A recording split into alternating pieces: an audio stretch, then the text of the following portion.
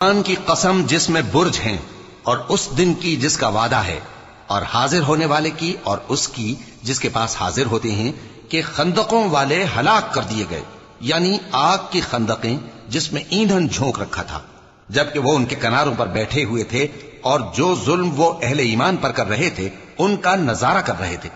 اور ان کو مومنوں کی یہی بات بری لگتی تھی کہ وہ اللہ پر ایمان لائے تھے جو غالب ہے، سب خوبیوں والا ہے، جس کی آسمانوں اور زمین میں بادشاہی ہے،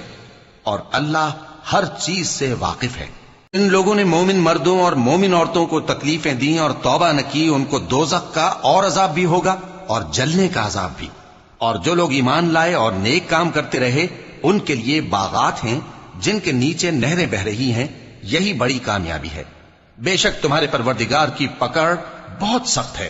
وہی پہلی دفعہ پیدا کرتا ہے اور وہی دوبارہ زندہ کرے گا، اور وہ بخشنے والا ہے، بہت محبت کرنے والا ہے، عرش کا مالک، بڑی شان والا، جو چاہتا ہے سو کر ڈالتا ہے۔ بھلا تم کو لشکروں کا حال معلوم ہوا ہے، یعنی فرعون اور سمود کا؟ اصل بات یہ ہے کہ کافر مستقل جھٹلانے میں لگے ہیں، جبکہ اللہ بھی ان کو ہر طرف سے گھیرے ہوئے ہے۔ یہ کوئی معمولی کلام نہیں،